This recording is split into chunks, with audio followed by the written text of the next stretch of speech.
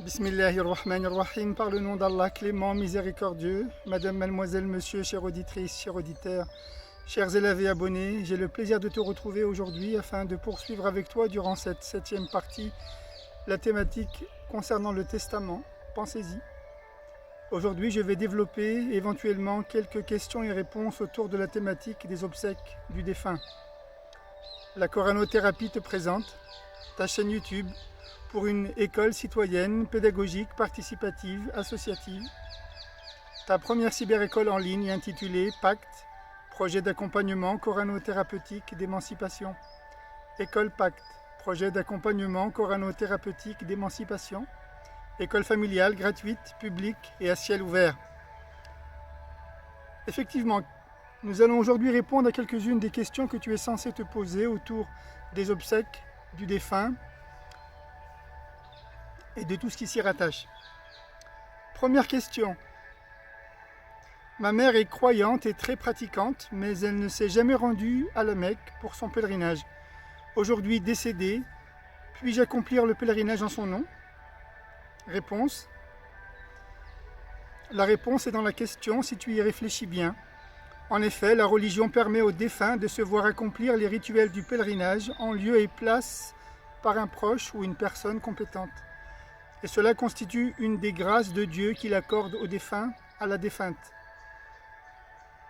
Cette grâce consiste à pouvoir régulariser ses dettes, ses créances à l'égard de son Seigneur et Maître, qu'il ou elle aurait laissé derrière lui, derrière elle. La religion étant constituée de 5 piliers, l'un des enfants peut, et c'est le cas ici, puisque la maman est pratiquante, assidue à ses prières, peut donc accomplir le pèlerinage en son nom. Et cela, après avoir respecté un certain nombre de conditions.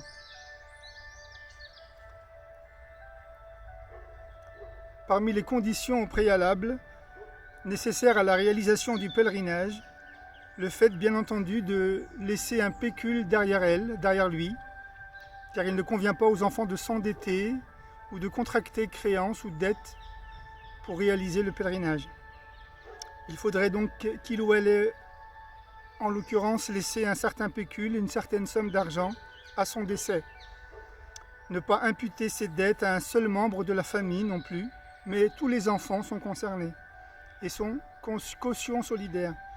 Désigner ensuite une personne confiante, un membre de la famille, une personne compétente et en bonne santé. Et c'est ce que le prophète désigne, sallallahu alayhi wa sallam, lorsqu'il nous dit qu'un enfant, au décès d'un de ses parents, s'évertue à prier pour lui. Wa waladun salihun yad'u lahu, qui prie, qui s'évertue à prier pour lui, c'est-à-dire à continuer d'accomplir de bonnes actions et entre autres le pèlerinage. Bien sûr, à la condition d'avoir réalisé le pèlerinage pour sa propre personne, pour son propre compte. Voilà les quelques conditions nécessaires à la réalisation du pèlerinage pour autrui. Rappelle-toi que l'héritage du défunt sert d'abord à l'acquitter de ses devoirs à l'égard de Dieu, puis à l'égard des mortels, mais dans la mesure du possible, bien entendu. Rien ne sert d'emprunter pour le faire. Cependant, si le défunt ne pratiquait nullement la prière, rien ne sert là aussi de l'accomplir en son nom. Toujours est-il que les enfants pourront, malgré tout, effectuer de bonnes actions à travers des aumônes, des œuvres de charité, au nom du défunt, de la défunte.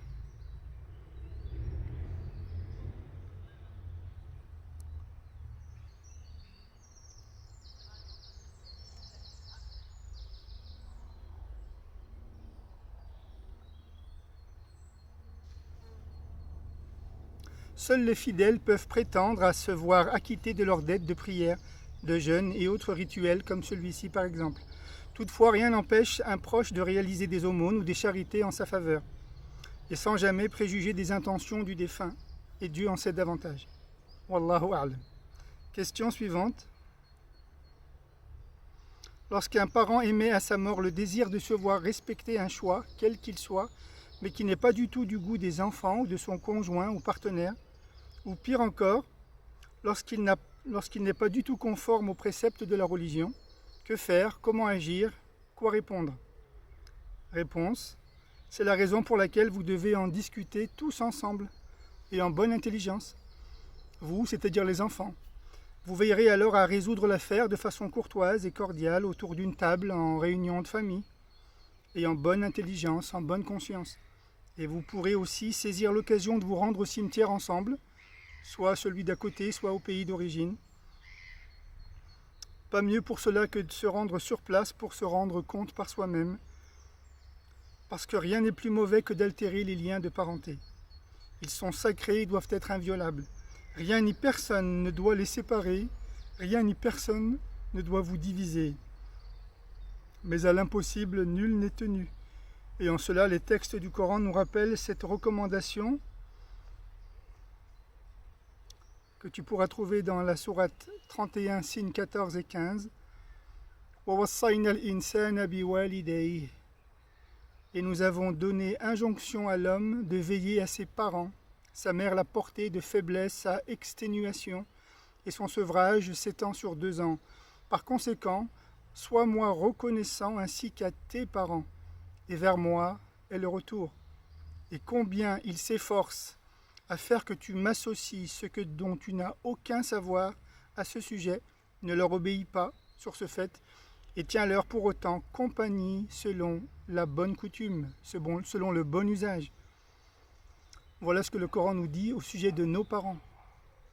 Si l'un des conjoints vient à émettre le désir embarrassant de la crémation, c'est-à-dire de vouloir faire brûler son corps à sa mort, ou encore de son ensevelissement en terre non musulmane, et c'est ici le cas, en l'occurrence avec le confinement et le virus interplanétaire, eh bien certains musulmanes s'interrogent à juste titre à ce sujet, sur le devenir de leurs proches, de leurs parents.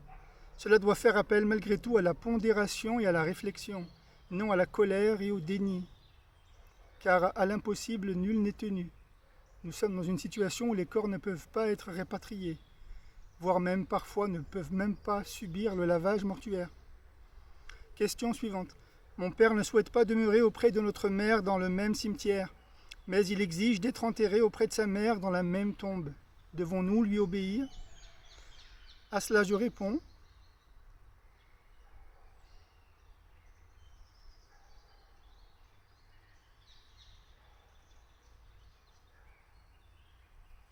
c'est son droit le plus strict, dans la mesure où sa mère ne s'y est pas opposée de son vivant. Cette pratique est très fréquente et présente en pays musulmans, en pays majoritairement musulmans. De la même façon, en Europe, il est de coutume de rassembler les individus dans ce que l'on appelle des caveaux familiaux. Cela est donc possible, mais à la condition de ne pas exhumer le corps de la défunte. Le défunt sera inhumé aux côtés de sa maman, à la condition de respecter la loi en vigueur dans le pays concerné.